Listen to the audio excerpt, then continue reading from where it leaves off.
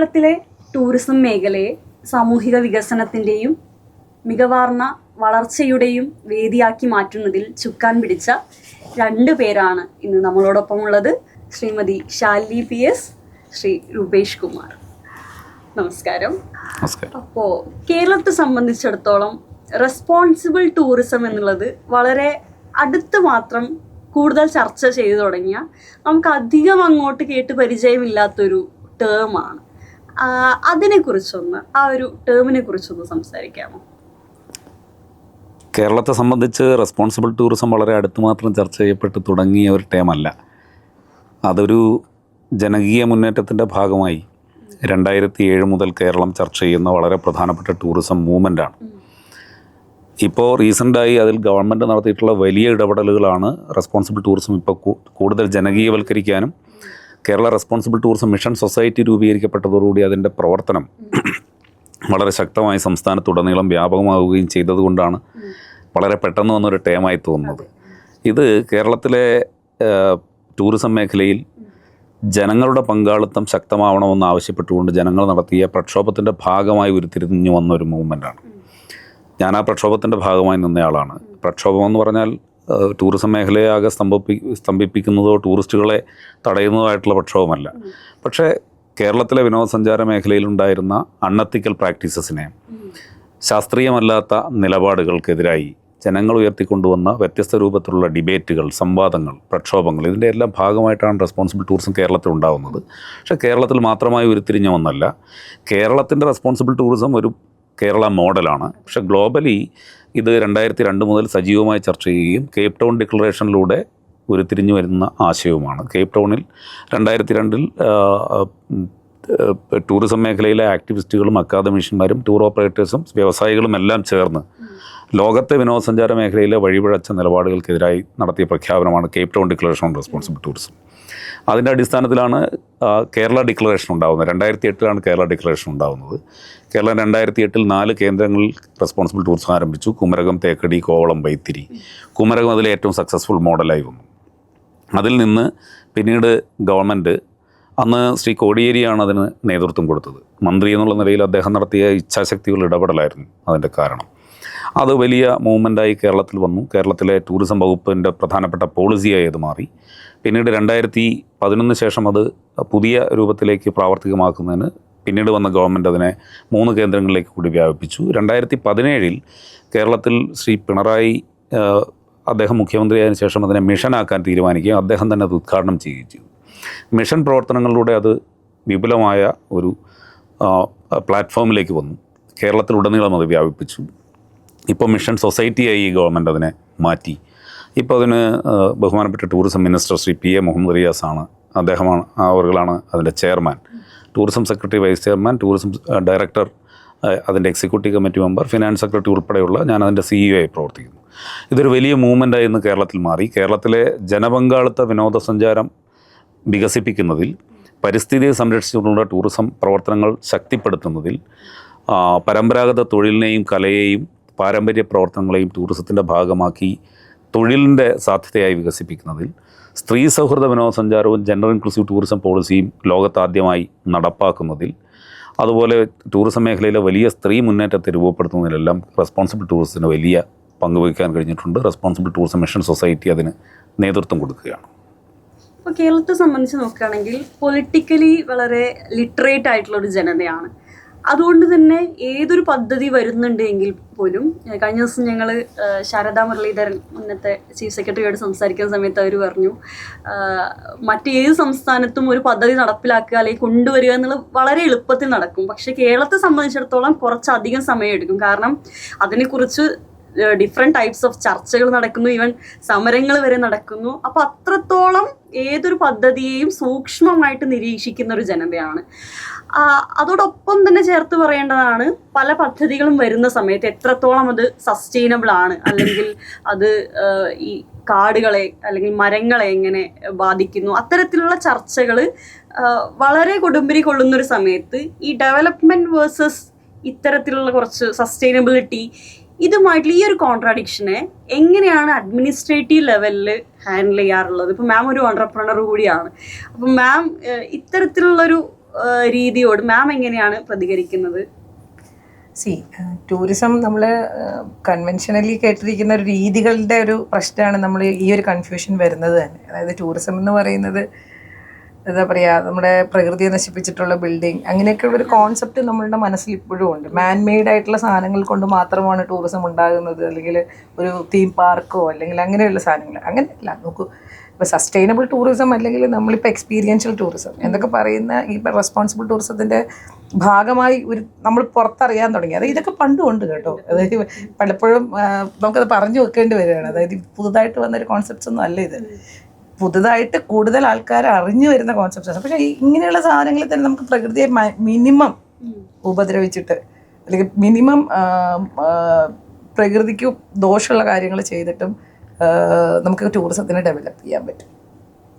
അതിൻ്റെ ഒരു ബോധവൽക്കരണം കുറവായിട്ടാണ് എനിക്ക് തോന്നിയത്. ഇപ്പോൾ ഡെവലപ്മെൻറ്റ് എന്ന് പറയുന്നത് നമുക്ക് ഒഴിവാക്കാനാവാത്തൊരു ഘടകം. ഒരു നാടിൻ്റെ വികസനത്തിനകത്ത് നമുക്ക് പ്രകൃതി ചലഞ്ച് തന്നെയാണ്. പക്ഷേ അതിൽ മിനിമം നമുക്ക് അവർ പ്രകൃതിക്ക് ദോഷം ഉണ്ടാക്കുന്ന സാധനങ്ങൾ ചെയ്യുക. പക്ഷേ ആക്ച്വലി നമ്മൾ ഈ റെസ്പോൺസിബിൾ ടൂറിസത്തിനകത്ത് ഇപ്പോൾ പറയുന്ന ഏറ്റവും വലിയ കാര്യം, ഒരു നാടിനെ നശിപ്പിക്കാതെ അല്ലെങ്കിൽ ഒരു ജനതയുടെ ഒരു തരത്തിലും ബുദ്ധിമുട്ടുണ്ടാക്കാതെ എങ്ങനെ ടൂറിസം എന്നത് നമുക്ക് കൊണ്ടുവരാൻ പറ്റുന്നത്. അങ്ങനെയാണ് ഈ എക്സ്പീരിയൻഷ്യൽ ടൂറിസം എന്ന കോൺസെപ്റ്റ് വരുന്നത് തന്നെ. അതായത് നമ്മൾ വീട്ടിൽ നിന്ന് ബാഗൊക്കെ എടുത്ത് മറ്റൊരു ഹോട്ടലിൽ ചെന്ന് റൂം എടുത്ത് അവിടെ AC ഒക്കെ ഇട്ട് TV ഒക്കെ കണ്ട് കിടക്കുന്ന ടൂറിസം കാലമൊക്കെ കഴിഞ്ഞു. ഇപ്പോൾ പോവുക എന്ന് പറഞ്ഞു കഴിഞ്ഞാൽ നമ്മളൊരു നാടിനെ അറിയാൻ, അല്ലെങ്കിൽ അവിടുത്തെ ജനതയെ അറിയാൻ, അവരുടെ കൾച്ചർ അറിയാൻ, അവരുടെ രീതികൾ അറിയാൻ, അവരോടൊപ്പം നിന്ന് ചിലപ്പം അവരിൽ ഒരാളായിട്ട് ഒരു 5 ദിവസം നിൽക്കാം. അപ്പം നോക്കൂ, നമ്മൾ പ്രകൃതി നശിപ്പിക്കാനല്ല അതിലവിടെ ശ്രമിക്കുന്നത്, അവരെ അറിയാൻ, ആ നാടിൻ്റെ ഒരു എന്താ പറയുക, അത് സമ്പത്ത് അറിയാൻ വേണ്ടിയിട്ടാണ് നോക്കുന്നത്. അപ്പോൾ ഡെവലപ്മെൻറ്റ് ഡെഫിനറ്റ്ലി നമുക്ക് കുറേയൊക്കെ പ്രകൃതിനെ ബുദ്ധിമുട്ടിക്കേണ്ടി വരും, ഇല്ലയെന്ന് പറയാൻ പറ്റില്ല. പക്ഷേ മറ്റൊരു തരത്തിലും ഒരു ഇൻഡസ്ട്രി വളരാൻ പറ്റും. മറ്റൊരു തരത്തിൽ ഉറപ്പായിട്ടുണ്ട്. ഇപ്പം ഓൺട്രപ്രണറായിട്ട് ഞാൻ നോക്കുകയാണെങ്കിൽ ഒരുപക്ഷെ ഈ പറഞ്ഞ കൺവെൻഷണൽ ടൂറിസം ഓൺട്രപ്രണർ ഉണ്ടാക്കുന്ന ലാഭമൊന്നും ഞാൻ ഉണ്ടാക്കുന്നില്ലായിരിക്കാം. പക്ഷേ എനിക്ക് ഉറപ്പുണ്ട്, ഞാൻ സസ്റ്റൈനബിലിറ്റി അല്ലെങ്കിൽ എക്കോ ഫ്രണ്ട്ലി ആയിട്ടുള്ളൊരു സാധനത്തിനെ പ്രൊമോട്ട് ചെയ്യുമ്പം റെസ്പോൺസിബിൾ ടൂറിസത്തിൻ്റെ നോംസും പോളിസീസും സ്ട്രിക്റ്റായിട്ട് ഫോളോ ചെയ്ത് ഞാനൊരു സ്ഥാപനം കൊണ്ടുപോകുമ്പോൾ അതെനിക്കൊരിക്കലും സാറ്റിസ്ഫാക്ഷൻ തരാതിരിക്കില്ല. ബിക്കോസ് നമ്മളുടെ ആ ഒരു ഇൻവെസ്റ്റ്മെൻറ്റ് വഴി, നമ്മളുടെ ആ ഒരു ബിസിനസ് വഴി ആ നാടിനെയും കൂടി സപ്പോർട്ട് ചെയ്യുകയാണെന്നുള്ളൊരു പൂർണ്ണ തോന്നൽ നമ്മുടെ ഉള്ളിലുണ്ട്.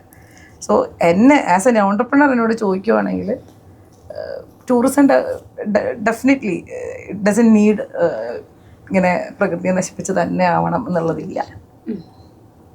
അതിനോട് ആഡ് ചെയ്തുകൊണ്ട് പറയാനുള്ളത്, നമ്മൾ ടൂറിസം എന്ന് പറയുന്നത് ഒരു എക്സ്പ്ലോയിറ്റേഷന് വേണ്ടിയുള്ള ഒരു പ്രവർത്തനമായി കാണുന്നിടത്താണ് പ്രശ്നം.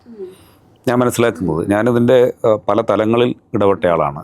പ്രക്ഷോഭകാരിയായും കോൺസെപ്റ്റ് ഡെവലപ്പ് ചെയ്യുന്ന കാര്യത്തിലും അഡ്മിനിസ്ട്രേറ്റീവ് കപ്പാസിറ്റിയിൽ നിന്ന് നോക്കുമ്പോൾ നമ്മളിതിനെ വീക്ഷിക്കുന്നത്, ഇപ്പോൾ ശാലിനി സൂചിപ്പിച്ച പോലെ എൻ്റെ സഹപ്രവർത്തകയാണ് നമ്മുടെ വിമൻ ഫ്രണ്ട്ലി ടൂറിസം ഇനിഷ്യേറ്റീവിന് ലീഡ് ചെയ്യുന്ന കോർ ടീം മെമ്പർമാരിലൊരാളാണ്. ഈ ഡെവലപ്മെൻറ്റ് കോൺസെപ്റ്റ് രൂപപ്പെടുത്തുമ്പോൾ നമ്മൾ മാക്സിമം എക്സ്പ്ലോയിറ്റേഷനെ കുറിച്ചാണ് സംസാരിച്ചു കൊണ്ടിരുന്നത്. അവിടെയാണ് പ്രശ്നം. എക്സ്പ്ലോയിറ്റ് ചെയ്യുക എന്നുള്ളതല്ല, അതിനെ എക്സ്പ്ലോർ ചെയ്യുക, ഉപയോഗപ്പെടുത്തുക എന്നതാണ്. റിസോഴ്സസിനെ പരമാവധി ഉപയോഗപ്പെടുത്തുക എന്നതാണ് പ്രധാനപ്പെട്ട ലക്ഷ്യം. നമ്മൾ വെറുതെ കെട്ടിടം കെട്ടിയാൽ ഒരു ടൂറിസ്റ്റും ഇനി വരാൻ പോകുന്നില്ല. നമ്മൾ കേരളം സെല്ല് ചെയ്യുന്ന അല്ലെങ്കിൽ ലോകത്ത് ടൂറിസം സെല്ല് ചെയ്യുന്ന എല്ലാ പ്രോഡക്റ്റും സോഷ്യൽ ക്യാപിറ്റലാണെന്ന് വിശ്വസിക്കുന്ന ആളാണ് ഞാൻ. പൊതു സാമൂഹ്യ മൂലധനത്തെ വിപണനത്തിന് വിധേയമാക്കി വരുമാനം ആർജിക്കുന്ന വ്യവസായമാണ് ടൂറിസം. നാം വാട്ടർഫോൾസിനെ കുറിച്ച് സംസാരിക്കുന്നു, ജലാശയങ്ങളെക്കുറിച്ച് പറയുന്നു, ബീച്ചിനെ കുറിച്ച് പറയുന്നു, ബാക്ക് വാട്ടേഴ്സിനെ കുറിച്ച് പറയുന്നു, ഫോറസ്റ്റിനെ കുറിച്ച് സംസാരിക്കുന്നു. ഇതൊന്നും നമ്മളാരും സൃഷ്ടിച്ചതല്ല, പ്രകൃതിദത്തമാണ്. പ്രകൃതിദത്തമായ എല്ലാറ്റിനെയും ഒരു ബ്രാൻഡിന് കീഴിലാക്കി നാം ഗോഡ്സ് ഓൺ കൺട്രി എന്നുള്ള പേരിൽ മാർക്കറ്റ് ചെയ്യുന്നു. ലോകത്തെ ഏറ്റവും നല്ല ബ്രാൻഡിങ്ങാണ് നാം നടത്തിയിട്ടുള്ളത്. ബ്രാൻഡിങ്ങിൽ ലോകത്തെ ഏറ്റവും മനോഹരമായി ബ്രാൻഡ് ചെയ്ത സ്ഥലമാണ് കേരളം.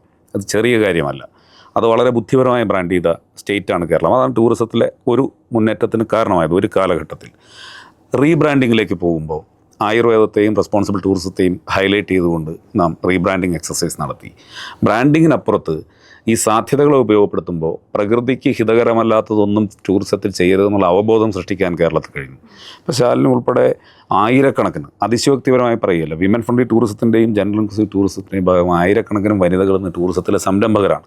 ഒരു കാലത്ത് ടൂറിസം മേഖലയോട് ഗ്യാപ്പ് കാണിച്ചവരാണ്. ഇതൊരു അഗ്ലി ബിസിനസ്. വീട്ടിൽ നിന്ന് ഒരു സപ്പോർട്ട് നമുക്ക് ഒരു സമയത്ത് ടൂറിസത്തിലേക്കാണെന്ന് പറഞ്ഞാൽ സ്ത്രീ ടൂറിസത്തിൽ വരിക എന്ന് പറഞ്ഞാൽ ഭയപ്പെട്ടിരുന്ന ഒരു കാലഘട്ടത്തിൽ നിന്നാണ് എത്ര പേര് സാറേ നമുക്ക് എത്ര വിമൻ ടൂറിസം യൂണിറ്റ്സ് ഉണ്ട് ഇന്ന്. ഇപ്പോൾ കേരളത്തിൽ എടുത്താൽ 1,50,000 കുടുംബങ്ങൾ റെസ്പോൺസിബിൾ ടൂറിസം മിഷൻ സൊസൈറ്റിയുടെ ഭാഗമാണ്. അതിൽ 80% യൂണിറ്റുകളും നയിക്കുന്നത് വനിതകളാണ്. കേരളത്തിലെ ഹോട്ടലുകളെല്ലാം റെസ്പോൺസിബിൾ ടൂറിസം പ്രാക്ടീസ് ചെയ്യുന്നുണ്ട്. പലതരത്തിൽ economic, socio culture, environment, 3 aspects of tourism responsible ടൂറിസത്തിൽ പ്രാക്ടീസ് ചെയ്യുകയാണ്. പരമാവധി തദ്ദേശവാസികൾക്ക് തൊഴിലും വരുമാനവും ടൂറിസത്തിലൂടെ കൊടുക്കുന്നു. പരിസ്ഥിതിക്ക് ഹിതകരമല്ലാത്ത പ്രവർത്തനങ്ങൾ ഒഴിവാക്കാൻ ശ്രമിക്കുന്നു. പ്ലാസ്റ്റിക്കിൻ്റെ വൺ ടൈം യൂസേജ് പ്ലാസ്റ്റിക് പൂർണ്ണമായി കേരളത്തിലെ റിസോർട്ടുകളിൽ നിന്ന് ഹോട്ടലുകളിൽ നിന്ന് ഒഴിവായി. ഇൻഡസ്ട്രി അതിനെ അക്സെപ്റ്റ് ചെയ്തു. തുടങ്ങുന്ന സമയത്ത് സംശയത്തോടു കൂടിയാണ് വീക്ഷിച്ചത്. ഇപ്പോൾ ഇൻഡസ്ട്രി ലീഡേഴ്സാണ് അതിന് നേതൃത്വം കൊടുക്കുന്നത്. ചെറിയ കാര്യമല്ല. കേരളം ഈ ഇന്ത്യയിലെയും ലോകത്തെയും മറ്റ് പ്രദേശത്തെ അപേക്ഷിച്ച് ഗ്ലോബൽ മോഡലാണ് കേരളത്തിലെ റെസ്പോൺസിബിൾ ടൂറിസം. കേരളവും ബാഴ്സലോണയുമാണ് ഗ്ലോബൽ റെസ്പോൺസിബിൾ ടൂറിസം ലീഡേഴ്സ് എന്നുള്ള പ്രഖ്യാപനം നടത്തി. നമ്മളല്ല നടത്തിയത്, ഗ്ലോബൽ ഡിക്ലറേഷനാണ്. ഡോക്ടർ ഹെറോൾഡ് അടക്കം UN അടക്കം അത് പറഞ്ഞു. ലോകത്തെ ഏറ്റവും വലിയ അവാർഡുകളെല്ലാം തന്നെ ഇതിൻ്റെ ഭാഗമായി നമുക്ക് വന്നു. UNൻ്റെതും WTMൻ്റെയും Pacific Asia travel association, ITB എല്ലാവരുടെയും. ഇതൊന്നും കേവലമായി ഉണ്ടായ ഒരു കാര്യമല്ല. വീക്ഷണത്തിൽ മാറ്റം വരുത്താൻ കഴിഞ്ഞു. ഗവൺമെൻറ് സപ്പോർട്ട് അതിൽ വളരെ ഇമ്പോർട്ടൻ്റ് ആയ കാര്യമാണ്. ഗവൺമെൻറ് ഇതൊരു ഷോക്കേസ് പീസായിട്ടല്ല നടത്തിയത്. ഗവൺമെൻറ് വളരെ സീരിയസ് ആയി സപ്പോർട്ടിംഗ് മെക്കാനിസം രൂപപ്പെടുത്തിക്കൊണ്ടാണ് ഇതിനെ മുന്നോട്ട് കൊണ്ടുപോയത്. അതൊരു ചെറിയ കാര്യമല്ല എന്ന് ഞാൻ മനസ്സിലാക്കുന്നു. ഈ കഴിഞ്ഞ 18-20 വർഷമായി ഞാൻ അതിൽ തന്നെ പ്രവർത്തിക്കുകയാണ്. അങ്ങനെ പ്രവർത്തിക്കുമ്പോൾ ഓരോ ഘട്ടത്തിലും വന്ന മാറ്റങ്ങളെ നോക്കിക്കാണാൻ നമുക്ക് കഴിഞ്ഞിട്ടുണ്ട്. ഡെവലപ്മെൻറ്റിനെ കുറിച്ചുള്ള കാഴ്ചപ്പാട് മാറി. ടൂറിസം സൈറ്റ് സീയിങ് എന്നുള്ള കാഴ്ചയിൽ നിന്ന് മാറി. എക്സ്പീരിയൻഷ്യൽ കേരളമാണത് സംഭാവന ചെയ്തത്. അന്ന് 2008 ഞങ്ങളുണ്ടാക്കിയ വില്ലേജ് ലൈഫ് എക്സ്പീരിയൻസ് പാക്കേജ് കയറി വിരിക്കുന്ന വീട്ടമ്മയ്ക്ക് ടൂറിസത്തിൽ ഇടപെടാൻ പറ്റും. The magic of care making എന്ന പ്രോഗ്രാം കൊണ്ടുവന്നു. ഇന്ന് കയർ വിരുത്തം ഒരു ഹാൻഡ്സ് ഓൺ എക്സ്പീരിയൻസായി സെല്ല് ചെയ്യുകയാണ്. തെങ്ങിൽ കയറി നിങ്ങൾക്ക് സെൽഫി എടുക്കാം. കേരളത്തിൽ വന്നാലേ സാധിക്കും. അപ്പോൾ തെങ്ങിൽ കയറി സെൽഫി എടുക്കുമ്പോൾ കള്ള് ചെത്തുന്ന പ്രോസസ്സ്, കയറി വിരിക്കുന്നത്, ഓലമടയുന്നത്, തഴപ്പായ നെയ്യുന്നത്, ഇത് മാത്രമല്ല റെസ്പോൺസിബിൾ ടൂറിസം. പക്ഷേ ഇതിൽ ഇമ്പോർട്ടൻറ്റ് ഫാക്ടറാണ്. അപ്പോൾ തെങ്ങിൽ കയറി സെൽഫി എടുക്കാവുന്നൊരു പ്രോസസ്സ് അതൊരു ബ്രാൻഡിങ് എക്സസൈസായി പാക്കേജായി മാറുമ്പോൾ ഈ മണ്ടരി ബാധിച്ച് മണ്ട പോവാറായി നിന്നൊരു കാലമുണ്ട് തെങ്ങിനുകൾക്കെല്ലാം. അവിടെ നിന്ന കർഷകൻ്റെ മുമ്പിൽ, നെടുവീർപ്പിട്ട് നിന്ന കർഷകൻ്റെ മുമ്പിലാണ് കേരള ടൂറിസം ഒരു ജനകീയ ബദൽ മുന്നോട്ട് വയ്ക്കുന്നത്. ഇവിടെ നിങ്ങളുടെ കയ്യിലുള്ളതല്ലാതെ ഒന്നും നിങ്ങൾ ഇൻവെസ്റ്റ് ചെയ്യേണ്ടെന്നൊരു ആശയം മുന്നിലേക്ക് വയ്ക്കാൻ റെസ്പോൺസിബിൾ ടൂറിസത്തിന് കഴിഞ്ഞു. അത് കേരളത്തിൽ വലിയ സ്വീകാര്യത ഉണ്ടാക്കി. ഇന്ന് കേരളത്തിൽ എല്ലാവരും ടൂറിസത്തെക്കുറിച്ച് സംസാരിക്കുന്നുണ്ട്, റെസ്പോൺസിബിൾ ടൂറിസത്തെക്കുറിച്ച് സംസാരിക്കുന്നുണ്ട്. കമ്മ്യൂണിറ്റിക്കകത്തുണ്ടായിരുന്ന ഗ്യാപ്പില്ല. ഇതൊരു വൈറ്റ് കോളർ സിസ്റ്റമാണെന്നും ഇതിൽ എക്സ്പ്ലോയിറ്റേഷനും മറ്റ് പല കാര്യങ്ങളുമാണ് നടക്കുന്നതെന്നുള്ള ധാരണ പൂർണ്ണമായി മാറ്റാൻ കഴിഞ്ഞു. അത് റെസ്പോൺസിബിൾ ടൂറിസം കൊണ്ടുവന്നൊരു മാറ്റമാണ്. അത് ഗവൺമെൻറ് എടുത്ത ഇനിഷ്യേറ്റീവാണ്. ഗവൺമെൻറ്റും പ്രൈവറ്റ് പാർട്ട്നേഴ്സും, അതായത് ഇൻഡസ്ട്രി സ്റ്റേക്ക് ഹോൾഡേഴ്സും പഞ്ചായത്തുകളും കമ്മ്യൂണിറ്റിയും എല്ലാവരും ചേർന്നപ്പോൾ ഉണ്ടായ മാറ്റമാണ്. അവിടെ ഞാൻ പറയുന്നത് പോസിറ്റീവായി സമരങ്ങൾക്കുണ്ടാക്കാൻ കഴിഞ്ഞ മാറ്റമാണ്. ഞാൻ എല്ലാ വേദിയിലും പറയാറുണ്ട്, ജനകീയ പ്രക്ഷോഭങ്ങൾക്ക് പോസിറ്റീവായ റിസൾട്ട് സൃഷ്ടിക്കാൻ കഴിയുമെന്നത് ടൂറിസത്തിൽ പ്രൂവ് ചെയ്ത സ്റ്റേറ്റാണ് കേരളം. അതാണ് റെസ്പോൺസിബിൾ ടൂറിസത്തിൻ്റെ കേരളത്തിൻ്റെ മോഡൽ എന്ന് പറയുന്നത്. ഇനീഷ്യലി നമുക്ക് കുറച്ച് ഇത് വിശ്വാസക്കുറവും അല്ലെങ്കിൽ ഇത് എത്രത്തോളം ആക്സെപ്റ്റ് ചെയ്യാൻ പറ്റും എന്നൊക്കെ ഉണ്ടാവും. പക്ഷേ നമ്മൾ ഒരിക്കലും കേരളം മൊത്തം ഒരു സുപ്രഭാതത്തിൽ റെസ്പോൺസിബിൾ ടൂറിസത്തിലേക്ക് വന്നത് സാറിന് അറിയാം. ഒരു പഞ്ചായത്തിൽ നിന്ന് തുടങ്ങി പിന്നെ 4 പഞ്ചായത്തിലേക്ക് വളർന്ന് അങ്ങനെ അത് ഒരാൾ കണ്ടാണ് അടുത്തയാളത് കോപ്പി ചെയ്ത് വരിക. ഇപ്പം എൻ്റെ പ്രോപ്പർട്ടിയിൽ വരുന്ന ഗസ്റ്റിനോട് പോലും ഞാൻ പറയും വൺ ടൈം പ്ലാസ്റ്റിക് കഴിവതും ഒഴിവാക്കുക. എനിക്കത് പറയാനുള്ള ഒരു ധൈര്യം ഉണ്ടായി. ഒരു കാലഘട്ടം ഉണ്ടായിരുന്നു നമ്മൾ ഗസ്റ്റിനോടൊന്നും പറയില്ല, ഡോൺസ് എന്താണെന്നുള്ളത് പറയാത്തൊരു കാലഘട്ടം ഉണ്ടായിരുന്നു. ഇപ്പം നമ്മൾ ബോൾഡായിട്ട് പറയും, ഇവിടെ നിങ്ങൾക്ക് ഡൂസ് ഉള്ള പോലെ ഡോൺസ് ഉണ്ട്, ഇത് ചെയ്യരുത്. പിന്നെ ഗസ്റ്റും അതിൽ അവെയറാണ് കേട്ടോ. ഗസ്റ്റ് ഗ്ലോബൽ മൂവ്മെൻ്റ് ആണ് റെസ്പോൺസിബിൾ ടൂറിസവും സസ്റ്റൈനബിൾ ടൂറിസം ഇനിഷ്യേറ്റീവ്സും എല്ലാം. അതുകൊണ്ട് ഗസ്റ്റും ഇതിൽ അവെയറായിട്ട് തന്നെയാണ് വരുന്നത്. അവരത് അങ്ങനെ തന്നെ അതിനോട് അഡ്ജസ്റ്റ് ചെയ്യാൻ തയ്യാറാണ്. ഇത് നമുക്ക് മറ്റു സംസ്ഥാനങ്ങളുമായിട്ട് കമ്പയർ ചെയ്യുകയാണെങ്കിൽ കേരളത്തിൻ്റെ ഒരു സ്റ്റാറ്റസിനെ കുറിച്ച് നമ്മൾ ചർച്ച ചെയ്തു. എങ്ങനെയാണ് ഇന്ത്യയിലെ മറ്റ് സംസ്ഥാനങ്ങളിലെ ഒരു അവസ്ഥ? ഗവൺമെൻറ് ഓഫ് ഇന്ത്യ ഇപ്പോൾ റെസ്പോൺസിബിൾ ടൂറിസം ഒരു കേരള മോഡലിൽ പ്രാക്ടീസ് ചെയ്യുന്നതിന് വേണ്ടിയിട്ടുള്ള ഇടപെടൽ നടത്താൻ സ്റ്റേറ്റുകൾക്ക് നിർദ്ദേശം കൊടുത്തിട്ടുണ്ട്. ഞാനതൊരു അവകാശവാദമായിട്ട് പറയുകയല്ല, സസ്റ്റൈനബിൾ ടൂറിസം പോളിസിയുടെ ഭാഗമായിട്ട് അവരത് പറയുന്നുണ്ട്. മധ്യപ്രദേശ് ടൂറിസം ബോർഡ് കേരളവുമായി എഗ്രിമെൻറ്റ് വെച്ചുകൊണ്ട് അവർ നമുക്ക് പൈസയൊക്കെ തരാമെന്ന് പറഞ്ഞു. നമ്മൾ ആ പൈസ വേണ്ടാന്ന് പറഞ്ഞു. നമ്മളുമായി MOU സൈൻ ചെയ്തുകൊണ്ട് മധ്യപ്രദേശ് ടൂറിസം ബോർഡ് നടപ്പാക്കുന്നുണ്ട്. അരുണാചൽ ടൂറിസം ബോർഡ് ഇപ്പോൾ ഇത് നടപ്പാക്കുന്നുണ്ട്. തമിഴ്നാട് ഇപ്പോൾ ആരംഭിച്ചിട്ടുണ്ട്.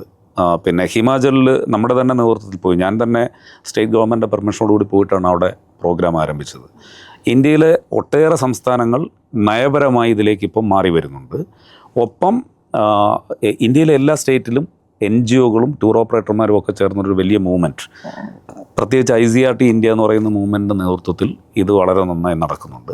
ഗ്ലോബലി അതിന് വലിയ അക്സെപ്റ്റൻസ് ഉണ്ട്. ഗ്ലോബൽ വലിയ കമ്മ്യൂണിറ്റി മൂവ്മെൻറ്റായും ഇക്കോ റെസ്റ്റോറേഷൻ പ്രോഗ്രാമായിട്ടും ഒക്കെ റെസ്പോൺസിബിൾ ടൂറിസം മാറിയിട്ടുണ്ട്. അപ്പോൾ കേരളം ഗ്ലോബൽ ലീഡറാണെന്ന് പറയുമ്പോൾ ഇന്ത്യയിലെ മറ്റ് സ്റ്റേറ്റുകൾ ആരംഭിച്ചിട്ടുണ്ട്, നന്നായി വരുന്നുണ്ട്. നമുക്ക് ആ രംഗത്ത് നല്ല കോമ്പറ്റീഷൻ നേരിടേണ്ടി വരുമെന്ന കാര്യത്തിൽ സംശയമൊന്നും വേണ്ട. ഇപ്പം നമ്മുടെ UN-ആയിട്ട് ചേർന്നിട്ടാണ് നമ്മൾ കുറേ കാര്യങ്ങൾ ഇവിടെ അവർക്ക് മോഡ്യൂൾസ് ഒക്കെ തന്നിട്ട് ഉറപ്പായിട്ട് അത് ഷെയർ ചെയ്യപ്പെടും മറ്റ് സംസ്ഥാനങ്ങളിൽ, അവർക്ക് കിട്ടും. അപ്പോൾ അവർ അറ്റ്ലീസ്റ്റ് ഇതുപോലെ അല്ലെങ്കിൽ സെയിം പ്രൊസീജിയർ അല്ലെങ്കിൽ പോലും അവർ വരും. അപ്പോൾ ഓട്ടോമാറ്റിക്കലി ഒരു കോമ്പറ്റീഷൻ നമുക്ക് എക്സ്പെക്റ്റ് ചെയ്യാം. ഇപ്പം തന്നെ മഡ് ഹൗസ് കോൺസെപ്റ്റ് രാജസ്ഥാനിൽ അവർ ടൂറിസത്തിലേക്ക് അഡോപ്റ്റ് ചെയ്യാൻ പോകുന്നുണ്ട്. സോ മഡ് ഹൗസുകളിൽ താമസിക്കാൻ കേരളത്തിലേക്ക് വന്നവർ ഇനി വേണമെങ്കിൽ നോർത്തുകാർക്ക് രാജസ്ഥാൻ ഒരു ഓപ്ഷനാണ്. അത് നമുക്കറിയണം, നമ്മളതിന് തൊട്ടടുത്ത സ്റ്റെപ്പിലേക്ക് പോകണം. തുടക്കക്കാരായി എന്നുള്ളതിൽ നമുക്ക് അഭിമാനിക്കാം. അല്ല, നമ്മുടെ മോഡലാണ് അഡോപ്റ്റ് ചെയ്യുന്നത്, അത് ചെറിയ കാര്യമല്ല. കേരളം ഒരു കേരള മോഡൽ, തീർച്ചയായും ടൂറിസത്തിലെ കേരള മോഡൽ തന്നെയാണ് റെസ്പോൺസിബിൾ. അതെ, അതിന് സംശയമൊന്നുമില്ല. ശരിക്കും കേരള ഗവൺമെന്റിന്റെ ഒരു പങ്ക് എങ്ങനെയായിരുന്നു ഇത്? പിന്നെ കേരളത്തിലെ റെസ്പോൺസിബിൾ ടൂറിസം മൂവ്മെൻറ്റ് ആദ്യം കുറച്ച് ആളുകൾ ചേർന്നപ്പോൾ ഞാൻ ഉൾപ്പെടെ അതിൻ്റെ പാർട്ടായി നിന്നവരാണ്.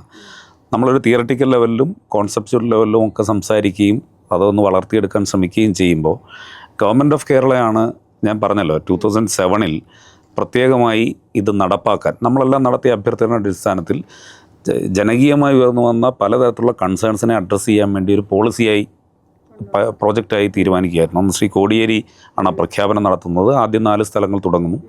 കുടുംബശ്രീയുടെ കൂടി പാർട്ടായിട്ട് ആ പ്രവർത്തനം ടൂറിസം വകുപ്പ് ആരംഭിക്കുന്നു.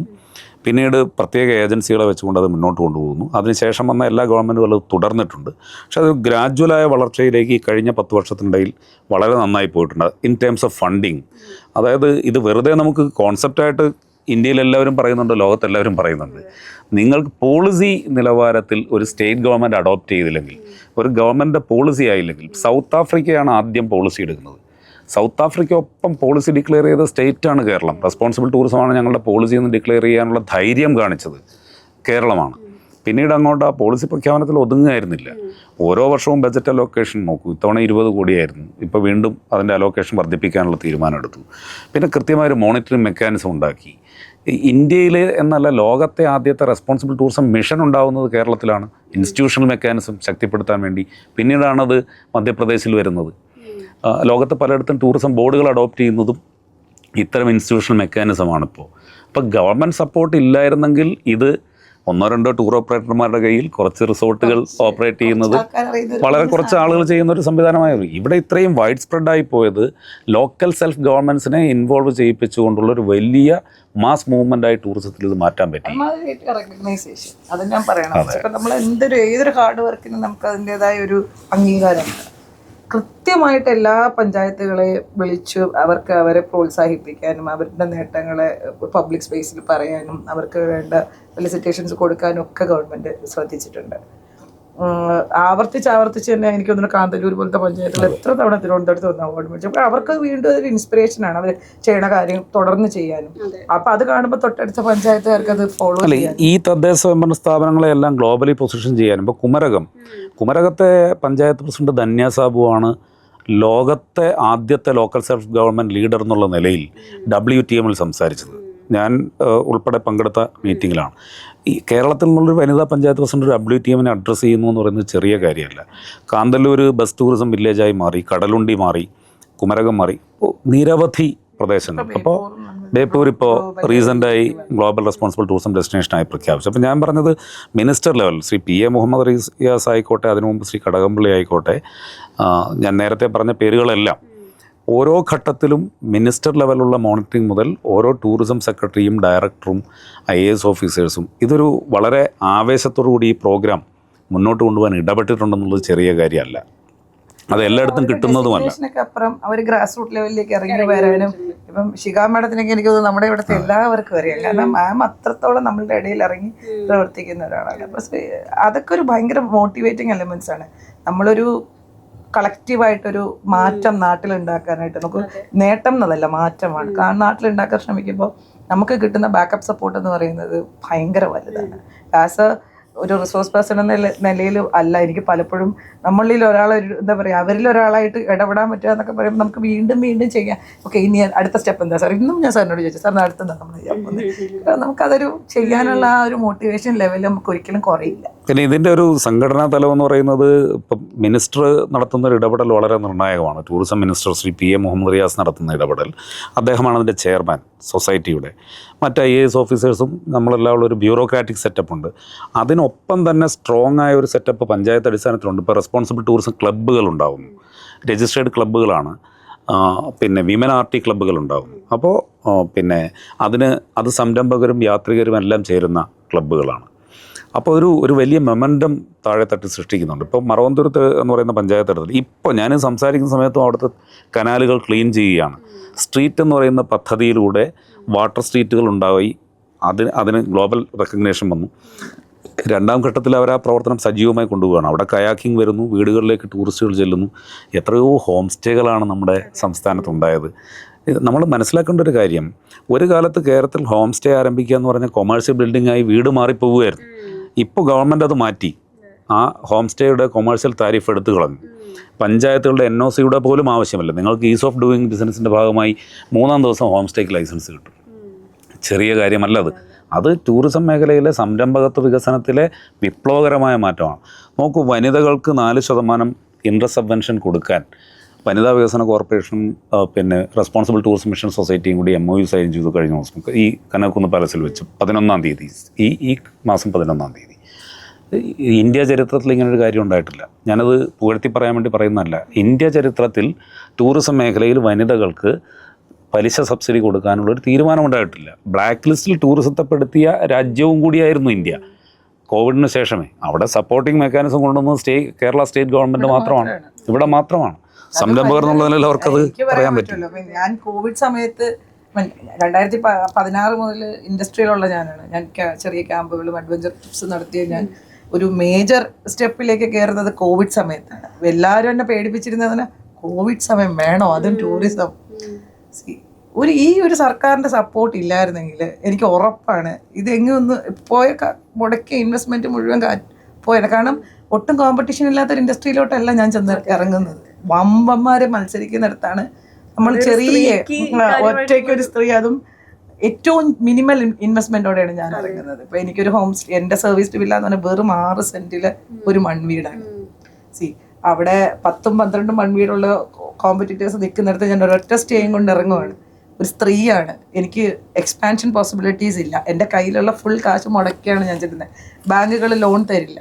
കാരണം ടൂറിസം മേഖലയെന്ന് കേൾക്കുമ്പം തന്നെ കോവിഡ് സമയത്തോടെ ബാങ്കുകളെല്ലാം ടാറ്റ പറയാൻ തുടങ്ങിയ സമയത്താണ് നമ്മളെ മാക്സിമം സ്ട്രെച്ച് ചെയ്ത് നമ്മൾ ഇറങ്ങുന്നത്. ഇന്നിപ്പോൾ തിരിഞ്ഞെന്ന് ആലോചിക്കുമ്പോൾ ആ സ്റ്റെപ്പിൽ ഞാൻ ഭയങ്കരമായിട്ട് അഭിമാനിക്കുകയാണ്. കാരണം ഈ ഒരു സർക്കാരിൻ്റെ ഇത്രയും മോട്ടിവേഷനും മുന്നോട്ട് പോകാനുള്ള ഒരു സ്ട്രെങ്ത് നമുക്ക് തന്നിട്ടുണ്ടായിരുന്നില്ലെങ്കിൽ നമ്മളെപ്പോഴേ പാതി വഴി ഉപേക്ഷിച്ചു. അത് ഗവൺമെൻറ്റിൻ്റെ ഇൻവോൾവ്മെൻറ്റ് ഭയങ്കര. ഈ ബ്രാൻഡിങ് നോക്ക്, നമ്മൾ വിദേശ മോഡലുകളെ വെച്ച് മാത്രമല്ല ഇത് ചെയ്യുന്നത്. ഇപ്പോൾ ശാലിനി ആയിക്കോട്ടെ, ഗീതു മോഹൻദാസ് ആയിക്കോട്ടെ, ഇന്ദു കൃഷ്ണ ആയിക്കോട്ടെ, ഇങ്ങനെ അമ്പിളി, ഇങ്ങനെ ആരെ എടുത്താലും ഞാൻ പറയുന്നതെല്ലാം വനിതകൾ, തദ്ദേശീയരായ വനിതകളെ വെച്ചിട്ടാണ് നമ്മുടെ മാർക്കറ്റിംഗ് വീഡിയോകളെല്ലാം വിവിധ കാറ്റഗറിയാണ്. ഇപ്പോൾ ഓലമടയുന്ന സതിച്ചേച്ചിയെ ലോകത്തെ എല്ലാ സ്ഥലത്തും അറിയാം. കുമരകത്ത് സതിച്ചേച്ചി, കയറി വിരിക്കുന്ന ലത, ഇവരെല്ലാം പ്രൊമോഷണൽ വീഡിയോയിൽ ഉൾപ്പെടെ ഗ്ലോബലി. ഇവിടെ തെരഞ്ഞെടുപ്പ് കാലത്ത് രാഷ്ട്രീയ പാർട്ടികൾ വരെ അവരുടെ ഇത് വെച്ചിട്ട് പോസ്റ്റർ അടിച്ച ഇതുണ്ട്. ആ തരത്തിലേക്ക് ജനകീയ തലം. അതെ, കമ്പിളിയൊക്കെ ആണെങ്കിൽ അവര് നമ്മുടെ തനതായ രുചികള് ലോകത്തുനിന്ന് പലയിടത്തുനിന്ന് വന്ന ആൾക്കാർക്ക് പരിചയപ്പെടുത്തി കൊടുക്കുന്നതാണ്. അവരെയും കൂടെ പാചകത്തിൽ ഇൻവോൾവ് ചെയ്യിപ്പിച്ച്. സോ ഇത് ഭയങ്കര രസമുള്ളൊരു പരിപാടിയും കൂടിയാണ്. അവർ വന്ന് മോലമടയുന്നു, അവർ വന്ന് നമ്മളോടൊപ്പം കുക്ക് ചെയ്യുന്നു, അവർ നമ്മളോടൊപ്പം ട്രാവൽ ചെയ്യുന്നു. ഇതും ഹിന്ദു ആണെങ്കിലും സ്ത്രീകളെ ഇനി എവിടെയൊക്കെ പറ്റും അവിടെ എല്ലാം കൊണ്ടുപോകും ട്രാവൽ ചെയ്യും. നമ്മുടെ വിമൻ ഗ്രൂപ്പുകൾ കേരളത്തിൽ 102 വിമൻ ടൂർ ഓപ്പറേറ്റർമാർ ഇപ്പോൾ ഉണ്ട്. ഞാൻ പറയുന്നത് പിന്നെ ഇന്ത്യയിൽ ഇത്രയും വിമൻ ടൂർ ഓപ്പറേറ്റർമാരില്ല, വെറുതെ പറയുന്നതല്ല. കേരളത്തിലെ വിമൻ ഫ്രണ്ട്ലി ടൂറിസത്തിൻ്റെ ഭാഗമായി ഈ ഗവൺമെൻറ് കൊണ്ടുവന്ന നിലപാടിൻ്റെ ഭാഗമായിട്ടാണ് അത്രയും ആളുകൾ ട്രാവൽ രംഗത്തേക്ക് വന്നത്. ട്രെയിനിങ്, എത്രയോ ട്രെയിനിങ്ങൾ നമ്മൾ നടത്തി. ജെൻഡർ ഓഡിറ്റ് കേരളമാണ് ആദ്യം ടൂറിസം മേഖലയിൽ പൂർത്തിയാക്കിയത്. ഇതുവരെ ഇന്ത്യയിൽ ഒരു സ്റ്റേറ്റ് തുടങ്ങിയിട്ടില്ല. യു എൻ വിമൻ്റെ പാരാമീറ്റേഴ്സ് വെച്ച് ഡോക്ടർ PJ ഉൾപ്പെടെയുള്ളവർ വന്നിരുന്ന് ചർച്ച നടത്തി, കാന്താ സിംഗ് ഉൾപ്പെടെയുള്ളവർ വന്ന് ചർച്ച നടത്തി. നമ്മളിപ്പോൾ ബേപ്പൂരിൽ വെച്ച് അത് റിലീസ് ചെയ്തു, ജെൻഡർ ഓഡിറ്റ്. അതൊരു ചരിത്ര സംഭവമാണ്. 68 ഡെസ്റ്റിനേഷനുകളിലെ സേഫ്റ്റി അസസ്മെൻറ്റ് ഇവർ തന്നെ പോയിട്ടാണ് നടത്തുന്നത്. അവിടെ ഗ്യാപ്പ് അസസ്മെൻറ്റ്, അത് ഇതൊന്നും നമ്മൾ ഒരു പക്ഷേ കേരളം ഇത് അത്ര കണ്ട് ചർച്ച ചെയ്തോന്ന് എനിക്ക് സംശയമുണ്ട്. നേരത്തെ ചോദിച്ചതുപോലെ അത്രയും വലിയ മൂവ്മെൻ്റാണ് ഈ രംഗത്ത് നടന്നിട്ടുള്ളത്. ഇപ്പോൾ ടൂറിസം മേഖലയുമായി ബന്ധപ്പെട്ട കുറേ കാര്യങ്ങളെ പറ്റി നമ്മൾ സംസാരിച്ചു. കഴിഞ്ഞൊരു 10 വർഷം എടുക്കുകയാണെങ്കിൽ ഇപ്പോൾ ഹെൽത്ത് ആയിക്കോട്ടെ, എഡ്യൂക്കേഷൻ ആയിക്കോട്ടെ, എല്ലാ സെക്ടറിലും വലിയൊരു മാറ്റം. ഇപ്പോൾ സ്കൂൾ അടയ്ക്കാൻ പോവുകയാണ്, പക്ഷെ അപ്പോൾ തന്നെ അടുത്ത വർഷത്തേക്കുള്ള പുസ്തകങ്ങൾ കുട്ടികളുടെ കയ്യിൽ എത്തിക്കഴിഞ്ഞു. ഈവൻ അത്തരം ചെറിയ കാര്യങ്ങൾ പോലും, ഒരു ടൂറിന് പോകാൻ ഒരു കുട്ടിക്ക് പോലും പൈസ ഇല്ല എങ്കിൽ ആ ഒരു ടൂർ പോകരുത്, എല്ലാവരും കൂടി പോവുകയാണെങ്കിൽ പോയാൽ മതി നടക്കം. അങ്ങനെ ചെറുതെന്ന് നമുക്ക് തോന്നുന്ന പക്ഷെ വളരെ വിപ്ലവകരമായിട്ടുള്ള മാറ്റങ്ങൾ എല്ലാ ഏരിയയിലും വന്നുകൊണ്ടിരിക്കുന്ന ഒരു സമയമായിരുന്നു. ഈ ഒരു മാറ്റത്തെ എങ്ങനെ നോക്കി കാണുന്നു? ഞാൻ ഒരു കാര്യം പറയാം, എനിക്ക് തോന്നുന്നു അതിനോട് ശാലിനിയും കൂടി കുറച്ചുകൂടി കൂട്ടിച്ചേർക്കും. അതായത് ഞാൻ റെസ്പോൺസിബിൾ ടൂറിസം ഇനിഷ്യേറ്റീവിൻ്റെ ഭാഗമായി ലോകത്തിൻ്റെ പല ഭാഗങ്ങളിൽ പോകുന്ന ഒരാളാണ്. ഇന്ത്യയിൽ മിക്കവാറും എല്ലാ സ്ഥലത്തും പോകുന്നു. ഞാൻ എല്ലാ സ്ഥലത്തും സംസാരിക്കാറുണ്ട്. കേരളം എങ്ങനെ മാറി എന്ന് മനസ്സിലാക്കേണ്ടത് മലയാളികളെ കുറേ ആളുകളെ നമ്മൾ പ്ലാൻ ചെയ്ത് നമ്മുടെ രാജ്യത്തിൻ്റെ വിവിധ സ്ഥലങ്ങൾ കൊണ്ടുപോകേണ്ടതുണ്ടെന്നാണ് എനിക്ക് തോന്നുന്നത്. ഞാൻ ഇൻടാഞ്ചബിൾ കൾച്ചറൽ ഹെറിറ്റേജിൻ്റെ ഭാഗമായിട്ട് ലിവിങ് ഹെറിറ്റേജ് എന്ന് പറയുന്ന ഒരു ഇനിഷ്യേറ്റീവ് നമ്മൾ എടുക്കുന്നു. അതിൻ്റെ ഭാഗമായിട്ട് ലെപ്ചാക്ക എന്ന് പറയുന്ന വില്ലേജിൽ ഈ അടുത്ത കാലത്ത് പോയി. അതിനു മുമ്പ് ചമ്പ എന്ന് പറയുന്ന ഹിമാചലിലെ പ്രദേശത്തും പോയി. ഈ ലെപ്ചാക്ക എന്ന് പറയുന്ന വില്ലേജിൽ ഞാൻ എത്തിയത് 10 കിലോമീറ്റർ ദൂരം 1000 മീറ്റർ ഞാൻ നടന്നു കയറിയിട്ടാണ്. ഞാൻ മാത്രമല്ല, ബെയ്ജിംഗ് ബൂട്ടി ഉൾപ്പെടെയുള്ള ആളുകളുണ്ടായിരുന്നു, ജില്ലാ കളക്ടർ ഉണ്ടായിരുന്നു. വഴിയൊരു സങ്കല്പമാണ്, നടന്ന് കയറിപ്പോകണം. റെസ്പോൺസിബിൾ ടൂറിസത്തിൻ്റെ ഭാഗമായിട്ട് അവിടെ ടൂറിസ്റ്റുകൾ വരുന്നുണ്ട്, ട്രക്ക് ചെയ്തിട്ട് അവിടെ വരും. ആശുപത്രി എന്ന് പറയുന്ന സങ്കല്പമില്ല. എനിക്ക് അവിടെ വെച്ച് അസുഖം വന്നിട്ട് എന്നെ പരിശോധിച്ചത് അവിടുത്തെ ഒരു അംഗൻവാടി ടീച്ചറാണ്. കേരളം എങ്ങനെ മാറി എന്ന് നമ്മൾ മനസ്സിലാക്കേണ്ടത് ടൂറിസം മേഖലയിലെ ഏറ്റവും ഇമ്പോർട്ടൻ്റായ കാര്യമാണ് ഹോസ്പിറ്റൽ. കേരളത്തിൽ ഞങ്ങളിപ്പോൾ സേഫ്റ്റി അസസ്മെൻറ്റ് നടത്തുമ്പോൾ പ്രൈമറി ഹെൽത്ത് സെൻ്റർ ഉണ്ടോ, പോലീസുണ്ടോ, ഇതെല്ലാം നോക്കുകയാണ്. അപ്പോൾ എല്ലാ ഇൻഫ്രയും കേരളത്തിലുണ്ട്. ഇന്ത്യയുടെ പല ഭാഗത്തും അതില്ല. രാജ്യത്തെ ആക്ഷേപിക്കാൻ വേണ്ടി പറയുന്നതല്ല, രാജ്യത്തിൻ്റെ പല ഭാഗത്തും അതില്ല എന്നത് സത്യം തന്നെയാണ്. വില്ലേജസിൽ പ്രത്യേകിച്ചും വളരെ ഗ്രോ ചെയ്തിട്ടുള്ള സിറ്റികൾ നമുക്കുണ്ട്, ഗ്രാമങ്ങൾ അങ്ങനെയല്ല. കേരളത്തിൻ്റെ പ്രത്യേകത എന്ന് പറയുന്നത്, കേരളത്തിലെ ടൂറിസം ഇത്രയേറെ വളർത്താൻ കഴിയുന്നത് സേഫ്റ്റി ആസ്പെക്റ്റ് പരിശോധിക്കുമ്പോൾ, ഇൻഫ്രയുടെ ആസ്പെക്റ്റ് പരിശോധിക്കുമ്പോൾ, റോഡായിക്കോട്ടെ, പാലമാവട്ടെ, വൈദ്യുതി ആവട്ടെ, ഇതൊന്നും പലയിടത്തും സങ്കല്പമായി നിൽക്കുന്ന സാഹചര്യമുള്ളപ്പോൾ കേരളം ഇതിൽ ഫാർ ബെറ്ററാണ്. ലിറ്ററസിയുടെ കാര്യത്തിൽ കേരളത്തിൽ വന്നിറങ്ങുന്ന ഒരു വനിതാ ടൂറിസ്റ്റിന് നേരെയും പ്രശ്നങ്ങളുണ്ടാവുമെന്ന് അവർക്ക് ഭയമില്ല. നമ്മളാരെങ്കിലും പ്രചരിപ്പിക്കാൻ ശ്രമിച്ചെങ്കിലേ ഉള്ളൂ, മനസ്സിലായില്ലേ? അപ്പോൾ ഈ തരത്തിൽ ഉള്ളൊരു മാറ്റം കഴിഞ്ഞ കുറേ കാലത്തിനിടയിൽ എല്ലാ മേഖലയിലും ഉണ്ടായിട്ടുണ്ട്. അത് ടൂറിസത്തിനെ സഹായിച്ചിട്ടുണ്ടെന്നാണ് എൻ്റെ വിശ്വാസം. അതൊരു സംരംഭക എന്നുള്ള നിലയിൽ ശാലിനിക്ക് പറയാനുണ്ടാവുമെന്ന് ഞാൻ കരുതുന്നു.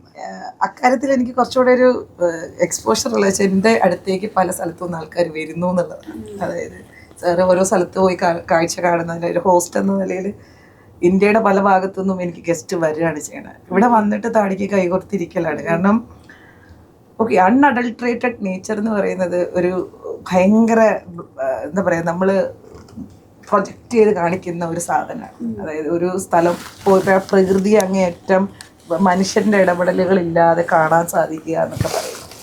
പക്ഷെ അവിടെ വെച്ച് ഒരു ടൂറിസ്റ്റിന് പാമ്പ് കടിയേക്കുക, അല്ലെങ്കിൽ അങ്ങനൊരു ആംഗിൾ സ്പ്രെയിൻ വരിക, ഇങ്ങനത്തെ ഒരു സിറ്റുവേഷൻ വരുമ്പോഴാണ് ഈ ഒരു ഹോസ്പിറ്റലില്ലായ്മ അല്ലെങ്കിൽ അറിവുള്ളൊരു ഫസ്റ്റ് എയ്ഡ് കൊടുക്കാൻ പോലും ഒരാളില്ലാതിരിക്കുന്ന അവസ്ഥയുടെ ഭീകരത നിങ്ങൾക്ക് മനസ്സിലാവുക.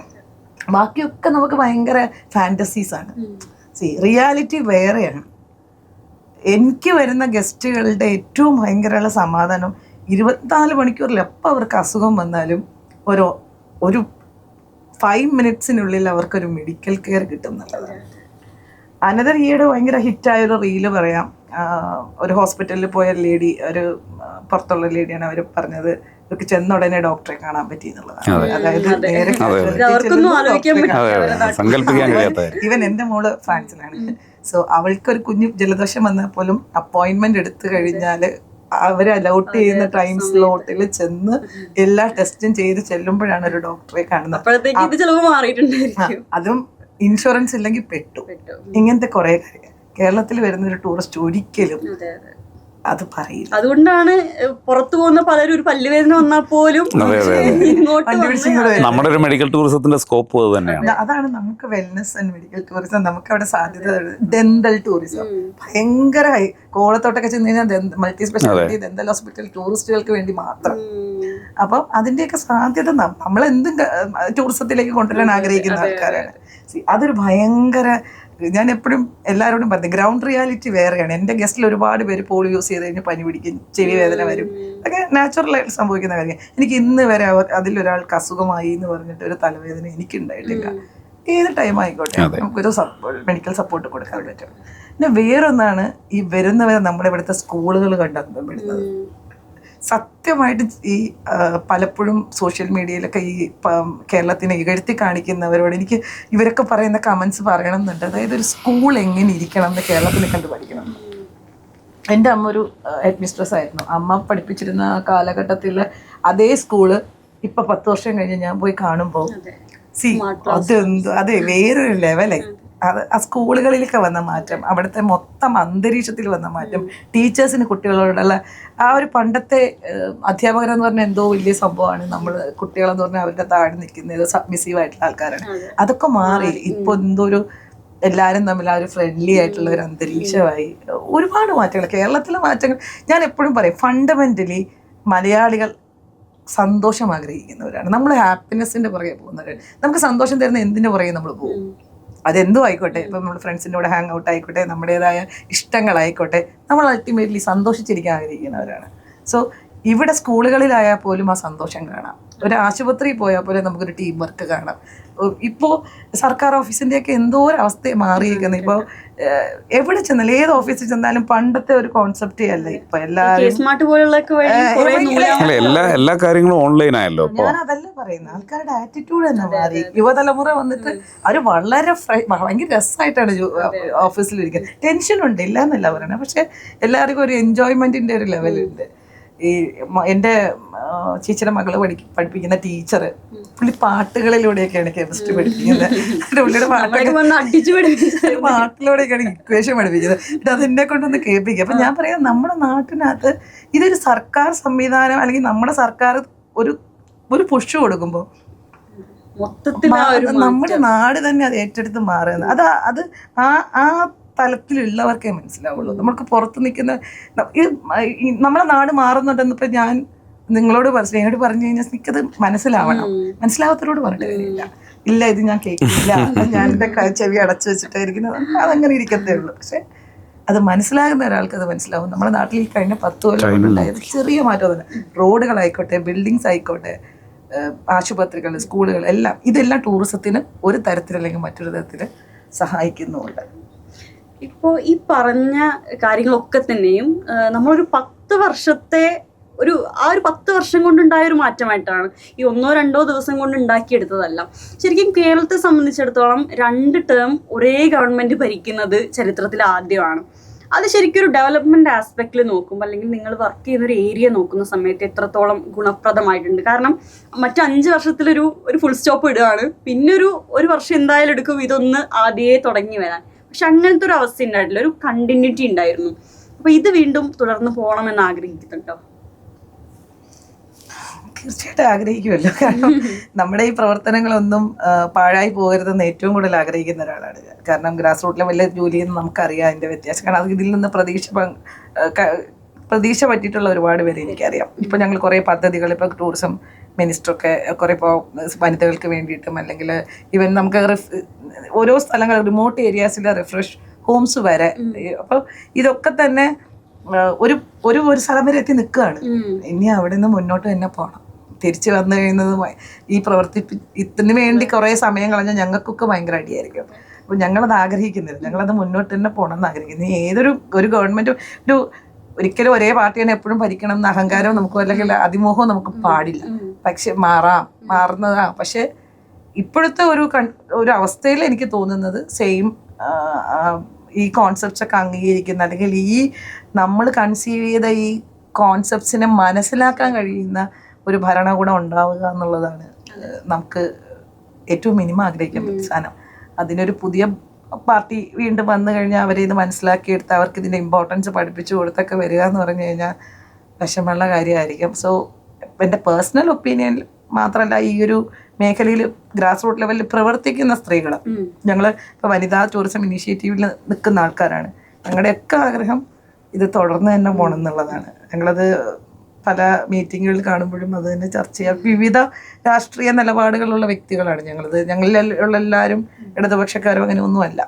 പലരും പല സാഹചര്യങ്ങളിൽ നിന്ന് വരുന്നവരും പല നിലപാടുകളുള്ളവരുമാണ്. പക്ഷെ ഒരു കോമൺ കോൺസെപ്റ്റിൽ നമ്മൾ വർക്ക് ചെയ്യുമ്പോൾ ഒരു കോമൺ എന്താ പറയുക ഒരു റിസൾട്ടിന് വേണ്ടി നമ്മൾ ശ്രമിക്കുമ്പോൾ ഈ നാടിനെ ഒരു ടൂറിസം സംസ്ഥാനമാക്കണം എന്നുള്ളത്. നമ്മൾ പറയുക എല്ലാ പഞ്ചായത്തിലും മിനിമം 5 വീടെങ്കിലും ഒരു ഒറ്റയ്ക്ക് വരുന്ന സ്ത്രീയെ വെൽക്കം ചെയ്യുന്ന രീതിയിൽ ഒരു ഷീ സ്റ്റേ ആവണം എന്നൊക്കെ ആഗ്രഹിക്കുന്ന ഞങ്ങളുടെയൊക്കെ ഈ പ്രവർത്തനങ്ങൾക്ക് ഈ സർക്കാരിനെ തുടരുന്ന ശരിക്കും വളരെ നല്ലൊരു സെഷനായിരുന്നു. കാരണം എനിക്കടക്കം നമുക്ക് ഈ ടൂറിസത്തിന്റെ ഇത്രത്തോളം സാധ്യതകളെ പറ്റി അറിയില്ല എന്നുള്ളത് തന്നെയാണ്. കാരണം നമ്മൾ ഇത്തരത്തിലുള്ളൊരു ചർച്ചകൾ അത്രത്തോളം എൻ്റെ പ്രായക്കാരാണെങ്കിലും കേൾക്കുന്നത് ചിലപ്പോൾ കുറവായതുകൊണ്ടായിരിക്കും. പക്ഷേ ഇപ്പോൾ ഈ ഡെൻ്റൽ ടൂറിസം പോലെയുള്ള പല ഐഡിയാസും എനിക്ക് കുറച്ചുകൂടി പുതിയതായിരുന്നു. അതുപോലെ തന്നെ നിങ്ങൾ രണ്ടുപേരും സംസാരിച്ചതിൽ എനിക്ക് കുറച്ചുകൂടി ഒരു പ്രത്യേകതയായിട്ട് തോന്നിയത് എന്ത് പറയുമ്പോഴും ഇതിലേക്ക് കണക്ട് ചെയ്ത് എടുക്കാൻ പറ്റുന്നുണ്ട്. വേറെ ഏത് ഏരിയയിൽ വരുന്ന മാറ്റത്തെയും നമുക്കൊരു ടൂറിസം ആസ്പെക്റ്റിൽ കൂടി കാണാൻ പറ്റുന്നുണ്ട്. ഒരു പക്ഷെ നിങ്ങൾ ഈ ഏരിയയിൽ വർക്ക് ചെയ്ത് അത്രത്തോളം ഗ്രാസ് റൂട്ട് ലെവലിൽ ഇറങ്ങി നിന്നതിൻ്റെ കൂടി ഭാഗമായിരിക്കാം. എനിവേ ഇത്രയും നേരം ഞങ്ങളോട് സംസാരിച്ചതിന്, കേരളപ്പച്ചയുടെ ഭാഗമായതിന് ഒരുപാട് നന്ദി. Thank you so much.